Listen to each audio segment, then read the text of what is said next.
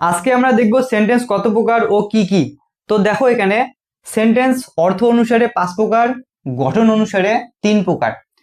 অর্থ অনুসারে সেন্টেন্স 5 প্রকার কি কি?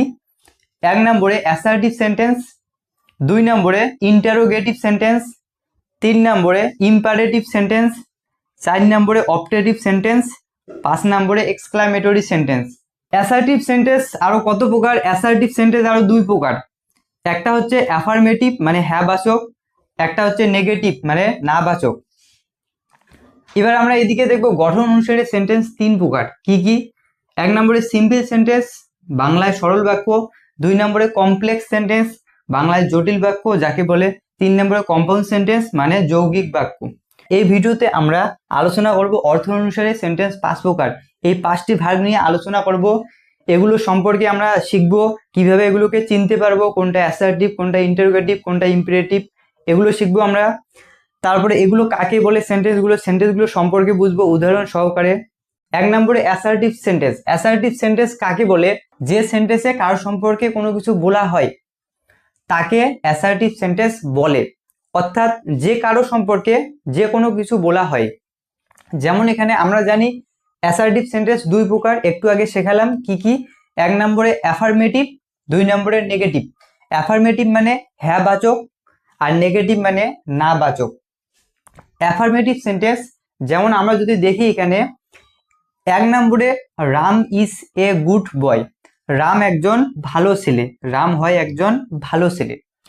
এবার নেগেটিভ যদি আমরা দেখি এর, Ram is not a good boy, Ram হয় না একজন ভালো ছেলে। এটা হচ্ছে নেগেটিভ সেন্টেন্স। মানে যদি নট থাকে সেন্টেন্সের মধ্যে তাহলে আমরা বুঝতে পারবো যে সেটা নেগেটিভ সেন্টেন্স। আর যদি নট না থাকে তাহলে আমাদের বুঝতে হবে সেটা অ্যাফার্মেটিভ সেন্টেন্স মানে হ্যাঁ বাচক। 2 নম্বরে আই গো টু স্কুল, আমি স্কুলে যাই। I do not go to school, আমি স্কুলে যাই না। এখানেও নট রয়েছে তার জন্য এটা নেগেটিভ সেন্টেন্স, আর এখানে নট নেই তার জন্য এটা অ্যাফার্মেটিভ মানে হ্যাঁবাচক সেন্টেন্স। 3 নম্বরে আই হ্যাভ এ কার, আমার একটা গাড়ি আছে। আই হ্যাভ নো কার, আমার কোনো গাড়ি নেই। যদি নো থাকে তাও সেটা নেগেটিভ সেন্টেন্স মানে নাবাচক বাক্য। তাহলে আমাদের বুঝতে হবে যদি নট থাকে তাও নেগেটিভ সেন্টেন্স নাবাচক, আর যদি নো থাকে তাও নেগেটিভ সেন্টেন্স নাবাচক। তাহলে এই দুইটার মধ্যে যে কোনো একটা থাকলে সেটা নেগেটিভ সেন্টেন্স। আর অ্যাফার্মেটিভ মানে হ্যাঁবাচক সেন্টেন্স যেখানে কোনো নট বা নো থাকবে না। অর্থাৎ আমাদের বুঝতে হবে এই সেন্টেন্সে কারো সম্পর্কে কোনো কিছু বলা হয়, যে কারো সম্পর্কে। যেমন আমরা বলতে পারি সে স্কুলে যায়, সে বাজারে যায়, সে ভাত খায়, সে আইসক্রিম খায়, মানুষটা লম্বা, মানুষটা খাটো, সে মোটা, সে সরু, সে সুন্দর। মানে কারো সম্পর্কে কোনো কিছু বলা হলে সেটা আমাদের বুঝতে হবে অ্যাসার্টিভ সেন্টেন্স। আর নট বা নো থাকলে বুঝতে হবে অ্যাসার্টিভের মধ্যে নেগেটিভ সেন্টেন্স। আর নট বা নো না থাকলে শুধু কারো সম্পর্কে বলা হলে তাহলে বুঝতে হবে আমাদের সেটা অ্যাফার্মেটিভ সেন্টেন্স হ্যাঁবাচক বাক্য। এবার আমরা শিখবো ইন্টারোগেটিভ সেন্টেন্স কাকে বলে। এখানে দেখো লেখা আছে যে সেন্টেন্স এ প্রশ্ন করা বা কোনো কিছু জিজ্ঞাসা করা বোঝায় তাকে ইন্টারোগেটিভ সেন্টেন্স বলে। অর্থাৎ এই সেন্টেন্সে প্রশ্ন করা হয়, অর্থাৎ কাউকে কোনো কিছু জিজ্ঞাসা করা হয় তাকেই ইন্টারোগেটিভ সেন্টেন্স বলে। যেমন আমরা যদি দেখি এই সেন্টেন্সগুলোর শেষে আমরা দেখব প্রশ্নবোধক চিহ্ন রয়েছে, কারণ প্রশ্ন করা হচ্ছে এখানে। 1 নম্বর উদাহরণ, হু আর ইউ, তুমি কে। কাউকে আমরা জিজ্ঞেস করি যে তুমি কে, অচেনা লোক হলে তাহলে আমরা জিজ্ঞেস করতেছি বা প্রশ্ন করতেছি, তার জন্য এটা ইন্টারোগেটিভ সেন্টেন্স। বাংলায় একে বলে প্রশ্নবোধক বাক্য। 2 নম্বর উদাহরণ, ইজ হি গুড, সে কি ভালো। এটা আমরা জিজ্ঞেস করি কাউকে যে সে কি ভালো না সে কি খারাপ। এখানেও আমরা শেষে প্রশ্নবোধক চিহ্ন দিব। তারপরে দেখো হোয়াট ইজ ইউর নেম, তোমার নাম কি। কাউকে প্রশ্ন করি, জিজ্ঞাসা করি। হাউ আর ইউ, তুমি কেমন আছো। তাহলে সবগুলো শেষে প্রশ্নবোধক চিহ্ন রয়েছে, তার জন্য এগুলো প্রশ্নবোধক বাক্য বা ইন্টারোগেটিভ সেন্টেন্স। এবার এই সেন্টেন্সগুলো আমাদের চেনার জন্য আমাদের দেখতে হবে এখানে কি দিয়ে শুরু হয়। এই সেন্টেন্সগুলো 2 রকম জিনিস দিয়ে শুরু হতে পারে। যেমন ডাব্লিউএইচ ওয়ার্ডস, কোনগুলো ডাব্লিউএইচ ওয়ার্ড, আর ডাব্লিউএইচ ওয়ার্ড আর অক্সিলারি ভার্ব দিয়ে শুরু হতে পারে। ডাব্লিউএইচ ওয়ার্ড কি কি? যেমন যেগুলো ডাব্লিউএইচ দিয়ে শুরু সেগুলোকে ডাব্লিউএইচ ওয়ার্ড বলা হয়। যেমন এখানে WHAT, হোয়াট, WH দিয়ে শুরু। হোয়াট মানে কি, WHO হু মানে কে, WHEN হোয়েন মানে কখন, WHY হোয়াই মানে কেন, WHICH হুইচ মানে কোনটি, আর HOW হাউ মানে কিভাবে। তাহলে এগুলো WH দিয়ে শুরু, তার জন্য এগুলোকে বলে WH ওয়ার্ড। এগুলো দিয়ে শুরু হতে পারে, তুমি এখানে দেখতে পারো WHO হু, WH ওয়ার্ড দিয়ে শুরু, WH হোয়াট, HOW হাউ এগুলো দিয়ে শুরু, অথবা অক্সিলারি ভার্ব দিয়েও শুরু হতে পারে। অক্সিলারি ভার্ব কি এখানে লিখে দিয়েছি, do, did, does, am, is, are, was, were, have, has, had, shall, will, can, may, must, এগুলোকে বলা হয় অক্সিলারি ভার্ব। তুমি যদি জানো না অক্সিলারি ভার্ব কত প্রকার কি কি, তাহলে অক্সিলারি ভার্ব নিয়ে এই চ্যানেলে আমাদের একটা ভিডিও রয়েছে, সেই ভিডিওটা গিয়ে দেখো, তাহলে অক্সিলারি ভার্ব সম্পর্কে সমস্ত ধারণা তোমার ক্লিয়ার হয়ে যাবে। তাহলে এই বাক্যগুলো মানে ইন্টারোগেটিভ সেন্টেন্স WH ওয়ার্ড অথবা অক্সিলারি ভার্ব দুটার মধ্যে যে কোনো একটা দিয়ে শুরু হতে পারে, এবং শেষ হবে কি দিয়ে, প্রশ্নবাচক চিহ্ন দিয়ে শেষ হবে। এটাকে বলা হয় ইন্টারোগেটিভ সেন্টেন্স। তাহলে ইন্টারোগেটিভ সেন্টেন্স তুমি কিভাবে চিনবে, শুরুতে দেখবে হয় WH ওয়ার্ড থাকবে, না হয় অক্সিলারি ভার্ব ইজ বা যে কোনো অক্সিলারি ভার্ব থাকবে, হয় WH ওয়ার্ড না হয় অক্সিলারি ভার্ব থাকবে, শুরুতে শুরু হবে এবং শেষটা হবে প্রশ্নবাচক চিহ্ন দিয়ে, এটাকে বলা হয় ইন্টারোগেটিভ সেন্টেন্স। তাহলে এইভাবে তুমি চিনতে পারবে কোনগুলো ইন্টারোগেটিভ বা প্রশ্নবাচক বাক্য। এখন আমরা শিখবো ইম্পারেটিভ সেন্টেন্স সম্পর্কে। তো দেখো প্রথমে ইম্পারেটিভ সেন্টেন্স কাকে বলে, যে সেন্টেন্স এ আদেশ, অনুরোধ, উপদেশ, নিষেধ, অনুমতি বোঝায় তাকে ইম্পারেটিভ সেন্টেন্স বলে। অর্থাৎ এই সেন্টেন্সে 5টা জিনিস বোঝাবে, কি কি, আদেশ, অনুরোধ, উপদেশ, নিষেধ, অনুমতি, এই 5টা জিনিস থাকবে এই সেন্টেন্সে। আমরা যদি ইংলিশ উদাহরণ দেখি তাহলে এখানে দেখতে পারবো 1 নম্বরে আদেশ। আদেশ করা বোঝাচ্ছে, যেমন কাম হিয়ার মানে এখানে আসো, তোমাকে আদেশ দেওয়া হচ্ছে ইংলিশে অর্ডার, অর্ডার করা হচ্ছে এখানে আসো তুমি, কাম হিয়ার মানে এখানে আসো, এটা অর্ডার।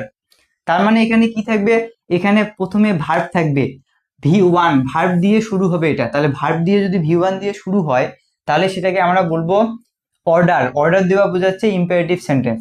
2 নম্বরে অনুরোধ, এবার সেম ভাবে ভার্ব দিয়ে শুরু, তার সামনে এই ভার্বের সামনে যদি আমি প্লিজ বা কাইন্ডলি যে কোনো একটা বসিয়ে দেই তাহলে এখানে হয়ে যাবে অনুরোধ, আদেশ থেকে হয়ে যাচ্ছে অনুরোধ। প্লিজ আর কাইন্ডলি মানে কি, দয়া করে, এই দুইটা মানে মনে রাখতে হবে তোমাদের, দয়া করে। তাহলে এখানে দেখো প্লিজ কাম হিয়ার মানে দয়া করে এখানে আসো, এটা অনুরোধ করতেছে তোমাকে, অনুরোধ করা বোঝাচ্ছে। আর রিকোয়েস্ট ইংলিশে বলা হয়, রিকোয়েস্ট মানে অনুরোধ করা। এটা দিলেও হবো কাইন্ডলি কাম হেয়ার, এটা দিলেও চলবে, কাইন্ডলি কাম হেয়ার, তাও তার মানে হয়ে যাবে, তবুও মানেটা সেম থাকবে, দয়া করে এখানে আসো। তাহলে কাম হেয়ার, শুধু কাম হেয়ার থাকলে অর্ডার বোঝাবে এখানে আসো, আদেশ বোঝাবে। আর যদি প্লিজ কাম হেয়ার অথবা কাইন্ডলি কাম হেয়ার বোঝায় তাহলে অনুরোধ, রিকোয়েস্ট বোঝাবে। তাহলে চেঞ্জ হয়ে গেল জিনিসটা একটা সামনে দিলে। পরে 3 নম্বরে উপদেশ। উপদেশ যেমন তোমাকে যদি কেউ ভালো কোনো কিছু বলে, ভালো কোনো কিছু করতে বলে, তাহলে সেটাকে ভালো কাজ করাটাকে বলা হবে উপদেশ মানে অ্যাডভাইস। সেম ভাবে আদেশের মতোই ভার্ব V1 দিয়ে শুরু হবে, এখানেও V1 দিয়ে শুরু, কিন্তু এখানে ভালো কিছু করতে বললে সেটা হয়ে যাবে আদেশ, না হয়ে হয়ে যাবে উপদেশ। যেমন এখানে বলতেছে রিড অ্যাটেন্টিভলি, মানে রিড মানে পড়ো, অ্যাটেন্টিভলি মানে মন দিয়ে, মন দিয়ে পড়ো, তাহলে এটা তোমাকে ভালো কিছু করতে বলতেছে, তার জন্য এটা আদেশ না হয়ে হয়ে যাবে উপদেশ। সেম ভাবে ভার্ব দিয়ে শুরু, আদেশও V1 দিয়ে শুরু ভার্ব, উপদেশও V1 ভার্ব দিয়ে শুরু, কিন্তু ভালো কিছু করতে বললে সেটা উপদেশ, আর এমনি যদি বলে কোনো কিছু করতে তাহলে সেটা আদেশ করা বোঝায়। তারপরে দেখো 4 নম্বরে নিষেধ মানে না, নিষেধ মানে মনে রাখতে হবে তোমাদের দন্তের নয় আকারের না। তাহলে কোনো কিছু না করতে বলবে, এখানে বলতেছে যেমন কাম হিয়ার মানে এখানে আসো, এখানে V1, এই V1 এর সামনে যদি আমরা এই কাম হিয়ার এইটুকু যদি রাখি তাহলে এটা হয়ে যাবে আদেশ করা। কাম হিয়ারের সামনে যদি আমরা ডু নট অথবা ডোন্ট যে কোনো একটা দেই তাহলে হয়ে যাবে না, মানে এখানে আসো না। তাহলে কাম হিয়ার মানে এখানে আসো, আর ডু নট কাম হিয়ার বা ডোন্ট কাম হিয়ার মানে এখানে আসো না, না বোঝাচ্ছে এটা মানে না।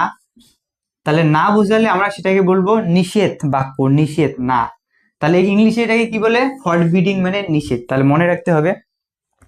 5 নম্বরে অনুমতি বোঝায়, যেমন এখানে লেট মি গো মানে আমাকে যেতে দাও, এটার বাংলা মানেটা তোমাদের মনে রাখতে হবে, বাংলা মানে হচ্ছে আমাকে যেতে দাও, মানে পারমিশন চাচ্ছে, মানে এখানে পারমিশন, তোমার পারমিশন চাচ্ছে যে আমাকে যেতে দাও। লেট মি গো মানে আমাকে যেতে দাও, তাহলে সামনে কি দিয়ে শুরু হবে, এখানে লেট বসাতে হবে। তাহলে আমাদের মনে রাখতে হবে সামনে যদি লেট থাকে তাহলে সেটা অনুমতি দেওয়া বোঝায়, পারমিশন চাওয়া বোঝায়। তাহলে লেট মি গো আমাকে যেতে দাও, লেট মি কাম আমাকে আসতে দাও, লেট মি ইট আমাকে খেতে দাও, এগুলো সব পারমিশন বোঝাবে।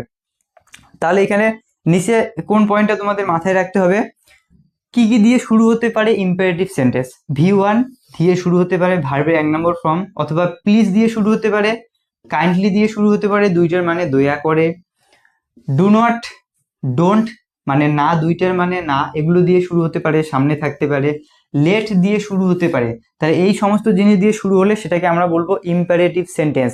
আর শেষে অবশ্যই ফুল স্টপ থাকবে, মনে রাখতে হবে শেষে ফুল স্টপ থাকে, কিন্তু শুরুটা আমাদের ভালো করে মাথায় রাখতে হবে।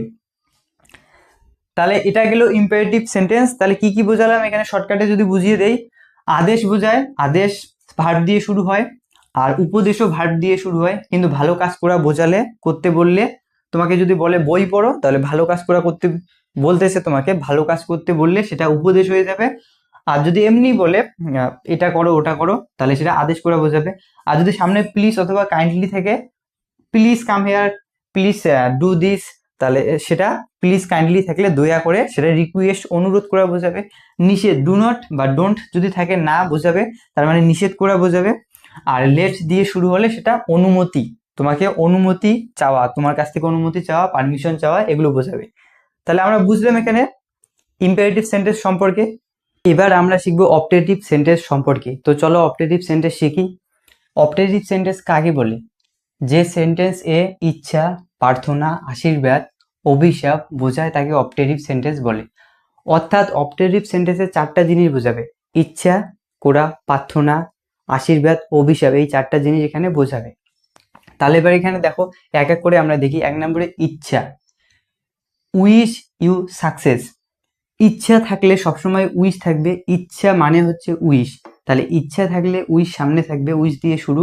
আমরা মনে মনে কোনো কিছু জিনিস ইচ্ছা করি, সেটাই ইচ্ছা বোঝায়। যেমন তোমার সফলতা কামনা করি, তুমি জীবনে সফল হবে সেটা আমি মনে মনে ইচ্ছা করি, কামনা করি। তাহলে এখানে ইচ্ছা করা বোঝাচ্ছে উইশ ইউ সাকসেস। তারপরে 2 নম্বরে দেখো প্রার্থনা করা। আমরা প্রার্থনা কার কাছে করি? আমরা প্রার্থনা ঈশ্বরের কাছে করি, ভগবানের কাছে করি। তাহলে আমরা প্রার্থনা করি যখন, সেটা প্রার্থনা বাক্য হয়। এটা শুরু হয় কি দিয়ে? মে দিয়ে। তাহলে মে, ভগবানের কাছে প্রার্থনা করি, ঈশ্বরের কাছে, তার জন্য god, may God help us. প্রার্থনার ইংলিশ হচ্ছে প্রেয়ার। ঈশ্বর আমাদের সাহায্য করুন, তাহলে আমরা যখন কোনো বিপদে পড়ি তখন আমরা ঈশ্বরকে বলি যে ঈশ্বর আমাদের সাহায্য করুন, সমস্যায় পড়লে ঈশ্বর আমাদের সাহায্য করুন, প্রার্থনা করি ঈশ্বরের কাছে। তাহলে এটা মে দিয়ে শুরু, মে গড হেল্প আস, ঈশ্বর আমাদের সাহায্য করুন। 3 নম্বরে আশীর্বাদ, এটাও মে দিয়ে শুরু। আশীর্বাদ কখন? আমরা যখন বড়দের প্রণাম করি অথবা ছোটরা আমাদের যখন প্রণাম করে তখন আমরা তাদের আশীর্বাদ দিই, তাহলে এটা আশীর্বাদ বাক্য। আশীর্বাদের ইংলিশ কি? আশীর্বাদের ইংলিশ হচ্ছে ব্লেসিং। এটাও মে দিয়ে শুরু, মে ইউ বি হ্যাপি, তুমি সুখী হও। হ্যাপি মানে সুখী, বি মানে হও, ইউ মানে তুমি, সামনে মে থাকবে। মে ইউ বি হ্যাপি, তুমি সুখী হও, এটা আমরা আশীর্বাদ দিচ্ছি, তুমি সুখী হও, তুমি দীর্ঘজীবী হও, তুমি অনেক দিন বাঁচো, তুমি অনেক বড় হও। তাহলে এগুলো সব আশীর্বাদ দেওয়া বোঝায়। তাহলে আশীর্বাদও মে দিয়ে শুরু হয়। 4 নম্বরে অভিশাপ, অভিশাপ দেওয়া, যেমন may you fail in your mission. May দিয়ে শুরু হবে, ইউ মানে তুমি, ফেল মানে ব্যর্থ হও, ফেল করো, যেমন পরীক্ষায় ফেল করা বোঝায়। ইন ইউর মিশন মানে তোমার কাজে, তুমি একটা মিশন নিয়েছো, তুমি একটা লক্ষ্য নিয়েছো, তুমি কিছু করবে জীবনে। এবার কেউ যদি তোমাকে অভিশাপ দেয় যে তুমি ওই কাজটায় ব্যর্থ হও, ফেল করো তোমার মিশনে, তাহলে সেটা অভিশাপ দেওয়া। এটা অভিশাপ দেওয়াটাও অপটেটিভ সেন্টেন্সে অভিশাপ দিতে হয়। যেমন may you fail in your mission, তুমি তোমার কাজে ব্যর্থ হও। তাহলে অভিশাপ দেওয়ার ইংলিশ কি? কার্স, মাথায় রাখতে হবে। তাহলে আমরা যখন ইচ্ছা করি মনে মনে, কাউকে আশীর্বাদ দেই, প্রার্থনা করি ভগবানের কাছে, অভিশাপ দেই, এগুলো সব কিসে করতে হয়? আমাদের অপটেটিভ সেন্টেন্সে বানাতে হয়। তাহলে অপটেটিভ সেন্টেন্সের ইচ্ছা করাটা উইশ দিয়ে শুরু, আর প্রার্থনা, আশীর্বাদ, অভিশাপ এই 3টা মে দিয়ে শুরু হয়। আমাদের মাথায় রাখতে হবে উইশ অথবা মে দিয়ে শুরু করতে হয় অপটেটিভ সেন্টেন্স। আর শেষে কি থাকে? শেষে দেখো আমি দিয়েছি এই চিহ্নটা দিতে হবে শেষে, অথবা ফুল স্টপও থাকতে পারে। এই গেল অপটেটিভ সেন্টেন্স। আমি আশা করি তোমরা বুঝতে পারলে পরিষ্কারভাবে অপটেটিভ সেন্টেন্স সম্পর্কে। এবার আমরা শিখবো এক্সক্লামেটরি সেন্টেন্স সম্পর্কে। তো দেখো এক্সক্লামেটরি সেন্টেন্স, যে সেন্টেন্স এ দুঃখ, আনন্দ, বিস্ময়, ঘৃণা, রাগ, ভয়, প্রশংসা বোঝায় তাকে এক্সক্লেমেটরি সেন্টেন্স বলে। তাহলে এই সেন্টেন্সে আমাদের এই বিষয়গুলো বোঝাবে, দুঃখ, আনন্দ, বিস্ময়, ঘৃণা, রাগ এগুলো বোঝাবে। প্রথম উদাহরণটা যদি আমরা দেখি, দেখো 1 নম্বরে দুঃখ, দুঃখর ইংলিশ কি? সরো। তাহলে দুঃখ কখন বোঝাবে? যখন আমাদের কোনো দুঃখ আসে তখন আমরা দুঃখ প্রকাশ করি, ওটা কোন সেন্টেন্স? ওটা এক্সক্লেমেটরি সেন্টেন্স। তাহলে এক্সক্লেমেটরি সেন্টেন্স এখানে যেমন alas, he is no more. এখানে কেউ একজন যদি মারা যায় তাহলে আমরা বলবো অ্যালাস, হাই, হি ইজ নো মোর, সে আর বেঁচে নেই, বা তিনি আর বেঁচে নেই, তিনি আর নেই, মারা গেছেন। এবার দেখো এখানে 2 নম্বরে আনন্দ, মানে ইংলিশে জয়। যদি আমরা কোনো কিছু আনন্দের মুহূর্ত আসে তাহলে আমরা আনন্দ পাই। তাহলে এখানে হুররা, মানে বাহ, উই ওন দ্য গেম, আমরা জিতেছি। খেলা হয়েছে, খেলার মধ্যে যদি জিতি আমরা তাহলে আমরা কি করি? আনন্দ করি, ও আমরা জিতেছি, বাহ আমরা জিতেছি। তাহলে ইংলিশে কি হয়? এটা এক্সক্লেমেটরি সেন্টেন্সে ইউজ করতে হয়, ব্যবহার করতে হয়, যেমন hurrah we won the game, ও আমরা জিতেছি, বাহ আমরা জিতেছি। 3 নম্বরে বিস্ময়, ইংলিশে surprise.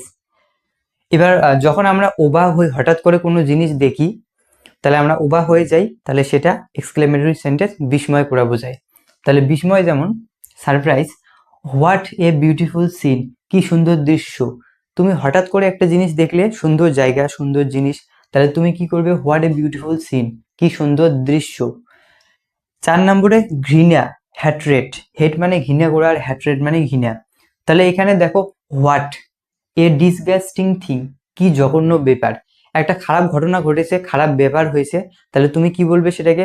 What A disgusting thing, কি জঘন্য ব্যাপার। তাহলে এখানে হোয়াট দিয়ে শুরু, এখানে ঘৃণা করা বোঝাচ্ছে। 5 নম্বরে রাগ করা বোঝায়, অ্যাঙ্গার। হোয়াট ননসেন্স, কি আজে বাজে কথা। তোমাকে যদি কেউ এসে খারাপ কোনো কিছু বলে, আজে বাজে কথা, তাহলে তুমি কি বলবে? হোয়াট ননসেন্স, কি আজে বাজে কথা। তাহলে এটা এক্সক্লেমেটরি সেন্টেন্সের কি বোঝায়? এখানে রাগ হওয়া বোঝায়। তুমি রাগ হলে, আর রাগ হয়ে হঠাৎ করে তোমার মুডটা তখন রাগ অবস্থায় আছে, আর তুমি হঠাৎ করে বললে হোয়াট ননসেন্স, কি আজে বাজে কথা বলছো তুমি, তাহলে এটা বুঝতে হবে। 6 নম্বরে ভয়, ফিয়ার, মানে ভয় পাওয়া বোঝায়। যখন আমরা ভয় পাই তখন এক্সক্লেমেটরি সেন্টেন্স ব্যবহার করি আমরা, কিন্তু আমরা জানি না, বাংলায় করি কিন্তু ইংলিশে সেটা শিখতেছি এখন। যেমন oh no there is a snake, ও না এখানে সাপ আছে। আমরা রাস্তা দিয়ে যাচ্ছি বা জঙ্গলের মধ্যে, হঠাৎ করে দেখলাম সাপ, তাহলে আমরা কি বলবো? Oh no there is a snake, ও না এখানে সাপ আছে। তাহলে আমরা হঠাৎ করে ভয় পেয়ে গেলাম, তাহলে তার জন্য এটা এক্সক্লেমেটরি সেন্টেন্সের ভয় পাওয়া বোঝাচ্ছে। 7 নম্বরে প্রশংসা, ইংলিশে প্রেইজ। তাহলে প্রশংসা করা, প্রশংসা হয় কখন? যখন আমরা কাউকে প্রশংসা করি, কেউ কোনো ভালো কাজ করে তখন আমরা তাকে প্রশংসা করি। তাহলে এখানে যেমন ব্র্যাভো, মানে বাহ, সাবাস দেওয়া। এখানে সাবাস বলতে পারো, সাবাস, bravo, you did a great job, তুমি দারুণ কাজ করেছো। তাহলে সাবাস, তুমি দারুণ কাজ করেছো। তাহলে আমরা ওকে সাবাস দিচ্ছি, ও ভালো কাজ করেছে, ভালো কিছু করেছে। তাহলে bravo, you did a great job, বাহ বা সাবাস, তুমি দারুণ কাজ করেছো। তাহলে এখানে প্রশংসা করে বোঝাচ্ছে। তাহলে আমরা এখানে দেখলাম এক্সক্লেমেটরি সেন্টেন্স কি কি জিনিস দিয়ে শুরু হয়। এখানে এলাস, হাই, যার বাংলা মানে এলাস দিয়ে শুরু হতে পারে। হুররা, যখন আনন্দ বোঝায় তাহলে হুররা দিয়ে শুরু হয়। হোয়াট, হোয়াট, তাহলে হোয়াট দিয়েও শুরু হয়। ওহ নো, ওহ, এগুলো দিয়ে শুরু হয়। তারপরে ব্র্যাভো দিয়ে শুরু হয়। তারপরে হাউ দিয়েও শুরু হয়। ফাই দিয়ে শুরু হয়। এইচ মানে আহ, আহ দিয়ে শুরু হয়। তাহলে আমাদের মাথায় রাখতে হবে এগুলো জিনিস দিয়ে শুরু হলে, এগুলো সামনে থাকলে সেটা হবে এক্সক্লেমেটরি সেন্টেন্স। তাহলে আশা করি আমি তোমার এক্সক্লেমেটরি সেন্টেন্স বুঝে গেলে, এক্সক্লেমেটরি সেন্টেন্স সম্পর্কে তোমার ক্লিয়ার ধারণা হয়ে গেল।